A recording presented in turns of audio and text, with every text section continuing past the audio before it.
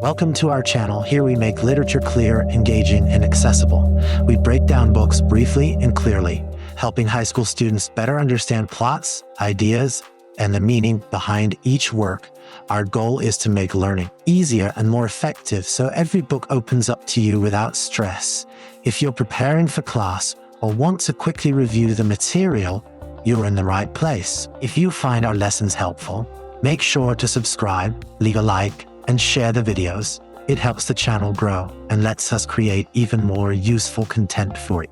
Hello friends, today we're diving into one of the most beloved and important American novels of the 20th century, Harper Lee's To Kill a Mockingbird. This is a powerful story about childhood, justice, and moral courage, set against the backdrop of racism and prejudice in the American South. We'll explore the plot, meet the unforgettable characters, and break down the key themes and symbols to give you a deep and clear understanding of this classic work. Introduction. The author and her world. Who was Harper Lee? Nell Harper Lee was an American novelist born in 1926 in Monroeville, Alabama.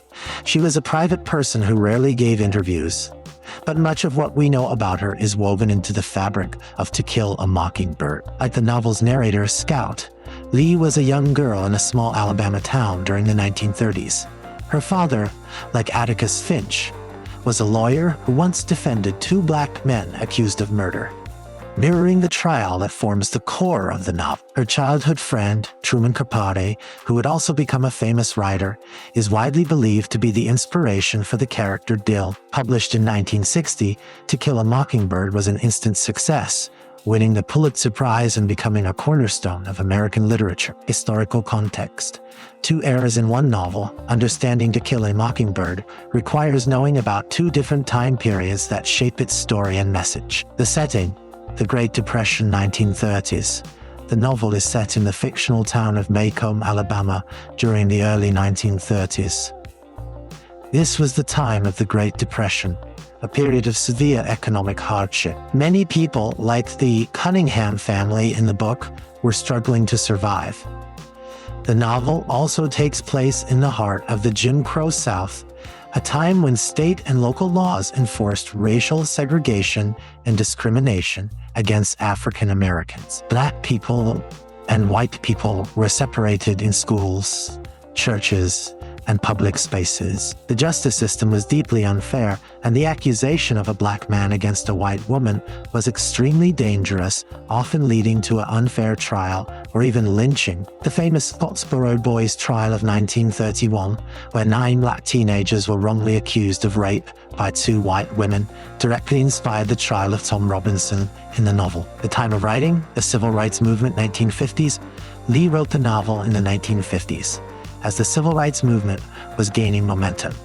This was a time when African Americans and their allies were fighting for equality and an end to segregation. Events like the Montgomery bus boycott and the integration struggles at schools were in the national news. Lee used her story set in the 1930s to comment on the ongoing racial injustice of her own time, making a powerful case for empathy, fairness, and moral courage. The meaning of the title To Kill a Mockingbird, comes from a piece of advice that appears a few times in the story. As Miss Maudie explains to Scout, mockingbirds don't do one thing but make music for us to enjoy.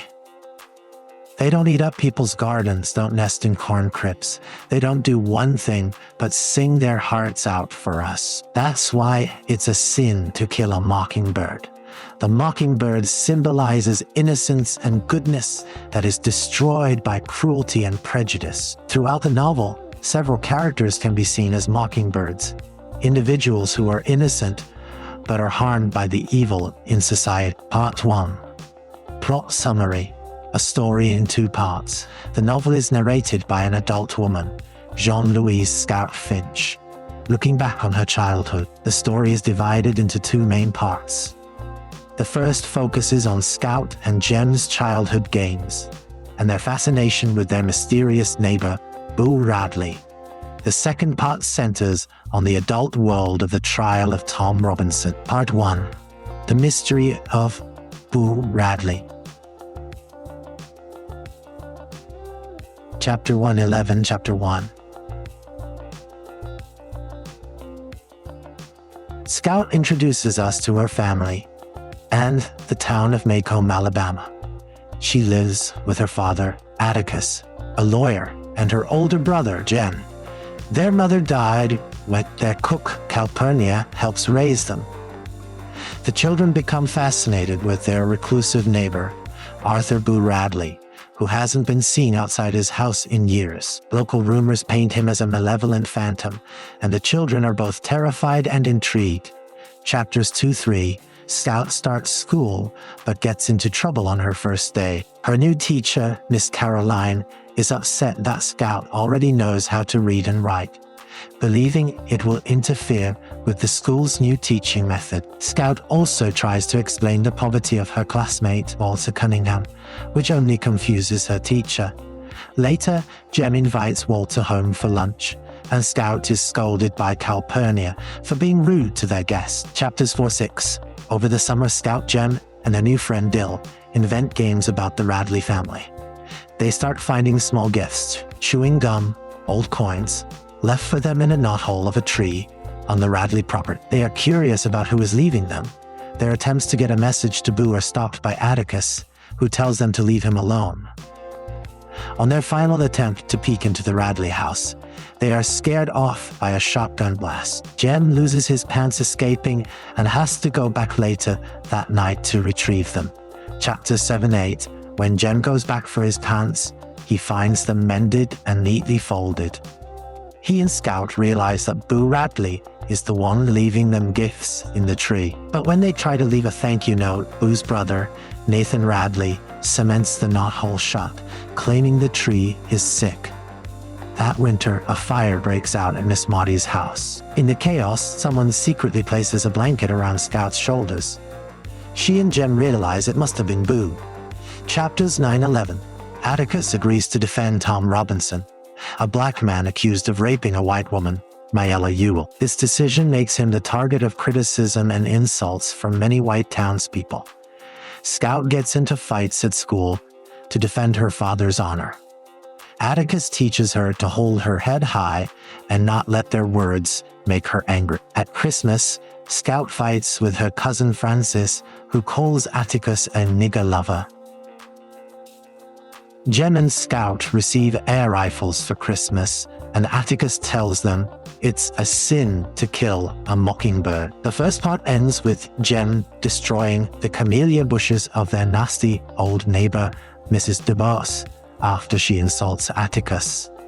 As punishment, Jem must read to her every day. After she dies, Atticus reveals she was a morphine addict who used Jem's reading to help her break her addiction before she died. He calls her the bravest person I ever knew, teaching the children that true courage is knowing you're licked before you begin, but you begin anyway, and see it through no matter what. Part 2. The Trial and Its Aftermath, Chapters 12-31. Chapters 12-14. Jem turns 12 and becomes moody and distant, telling Scout to act like a girl. Atticus is called away on business, so Calpurnia takes the children to her church. First Purchase African M.E. Church.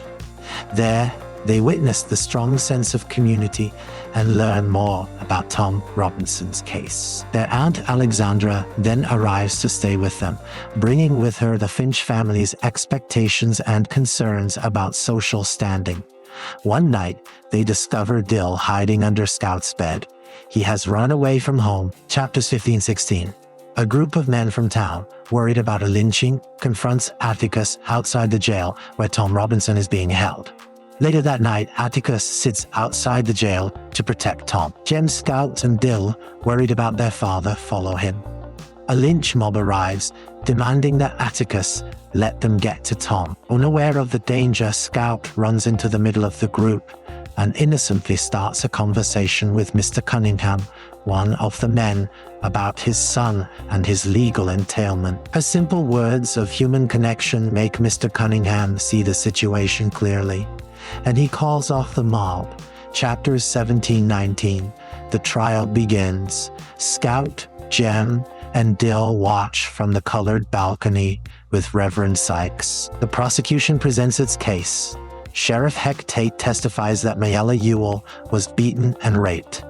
Bob Ewell, Mayella's father, testifies that he saw Tom Robinson with his daughter and then ran for the sheriff. During Atticus's cross-examination, he gets Bob Ewell to write his name, revealing he is left-handed, important because Mayella's injuries were on the right side of her face.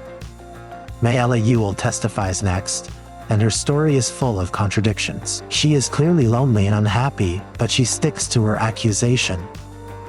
Tom Robinson testifies that he often helped Mayella with chores out of pity, but on the day in question, she tried to kiss him, and her father saw them and flew into a rage. Chapter 2021.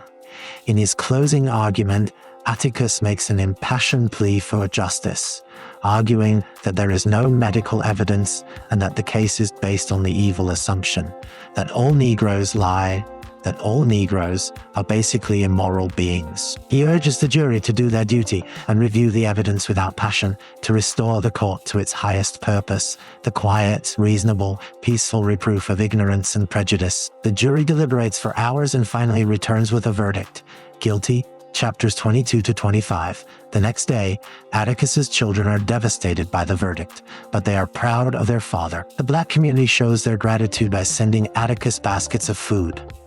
Bob Ewell, humiliated by the trial, spits in Atticus's face and threatens revenge.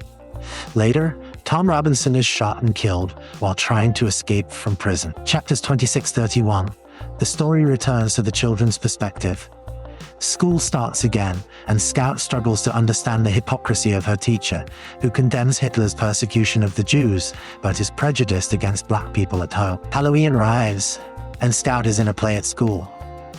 Walking home in the dark, Jem and Scout are attacked by Bob Ewell, who is intent on harming Atticus's children as revenge. In the struggle, Scout's ham costume is crushed, and Jem's arm is broken. Suddenly, a stranger emerges from the shadows, pulls Jem to safety, and kills Bob Ewell. The stranger turns out to be their reclusive neighbor, Boo Radley, who has been watching over them. At the Finch house, Scout finally meets Boo face to face. She sees him not as a phantom, but as a shy, gentle man. Sheriff Tate decides to report that Bob Ewell fell on his own knife, protecting Boo from the unwanted attention a trial would bring. Atticus agrees, understanding that exposing Boo would be like shooting a mockingbird. Scout walks Boo home, and standing on his porch, sees the world from his perspective for the first time. The novel ends with her telling Atticus that he was right. You never really know a man until you stand in his shoes and walk around in them. Part 2. Character Analysis. Scout Finch Jean-Louise, the narrator and protagonist. She is a young girl, innocent, intelligent, and a tomboy who hates wearing dresses. Through her eyes, we see the hypocrisy and prejudice of the adult world. Her journey is one of moral education and the loss of innocence, learning to see things from other people's perspectives. Jem Finch, Scout's older brother. He acts as her protector and companion. Jem matures significantly throughout the novel, deeply affected by the injustice of Tom Robinson's trial. His broken arm at the end symbolizes his own painful journey into the adult world and its complexities. Atticus Finch, the moral center of the novel. He is a widowed lawyer and father, a man of deep integrity, empathy, and quiet courage. He believes in justice and equality and is willing to stand up for his principles, even when it costs him. He teaches his children by example, encouraging them to be compassionate and to stand up for what is right. Calpurnia, the Finch family's black cook, and a powerful mother figure to Scout and Jem. She is strict, loving, and respected by Atticus. She acts as a bridge between the white world of the Finches and the black community in Mako. Arthur Boo Radley, the mysterious, reclusive neighbor. Initially feared and mythologized by the children, he is eventually revealed to be a kind, gentle, and protective figure. He is the novel's most important mockingbird, an innocent man who has been damaged by his cruel father and isolated by society. Tom Robinson, the young black man falsely accused of raping Mayella Ewell. He is a hardworking, kind, and honest man. Despite Atticus's strong defense, he is convicted by a prejudiced jury and later killed, becoming a tragic symbol of racial injustice. Bob Ewell, the novel's antagonist. He is a lazy, drunken, and malicious man who lives off relief checks and abuses his children. He falsely accuses Tom Robinson and later attacks Atticus's children in a cowardly act of revenge. He represents the worst kind of ignorance and racial hatred. Mayella Ewell, Bob Ewell's lonely, abused daughter. She is a victim of her father's cruelty and her own desperate circumstances. She falsely accuses Tom Robinson of rape, likely out of fear of her father and shame over her own actions. She is a complex and tragic figure, both a victim and a perpetrator. Dill Harris, Jem and Scout's friend, who visits Maycomb each summer. He is imaginative, curious, and somewhat of an outsider. He is fascinated by the Radley house. His character is based on Harper Lee's real-life friend, Truman Capote. Part 3. Key themes: racial prejudice and injustice. The most prominent theme, the trial of Tom Robinson, reveals the deep-seated racism in Maycomb. The novel exposes the unfairness of the Jim Crow South, where a black man's word is never taken over a white person's, and where justice is color-coded. Moral growth and empathy. Scout and Jem's journey from innocence to a more complex understanding of the world is central. Atticus's repeated advice to climb into someone's skin and walk around in it is the novel's core lesson. The children learn to empathize with characters like Walter Cunningham, Mrs. Dubose, and finally Boo Radley. Courage. Atticus redefines courage for his children. It's not about physical strength or using a gun. It's about standing up for what is right, even when you know you'll lose. This is shown through his defense of Tom, but also through Mrs. Dubose's battle against her morphine addiction. The coexistence of good and evil. The novel presents a world where good and evil exist side by side. Scout and Jem must learn to navigate this duality. They see the goodness in people like Atticus and the evil in people like Bob Ewell.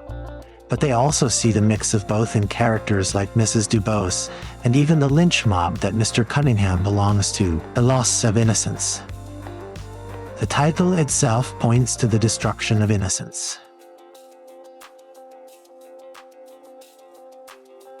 Both Tom Robinson and Boo Radley are mockingbirds who are destroyed by the cruelty of others. Scout and Jem also lose their childhood innocence as they witness the harsh realities of prejudice and injustice. Social class and inequality.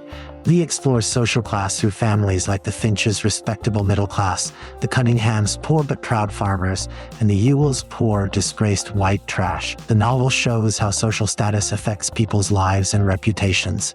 Part 4. Symbolism in the novel. The mockingbird, the most powerful symbol, representing innocence destroyed by evil. Tom Robinson and Boo Radley are the novel's two human mockingbirds. They are kind, harmless, and only do good, yet they are destroyed by the cruelty of others.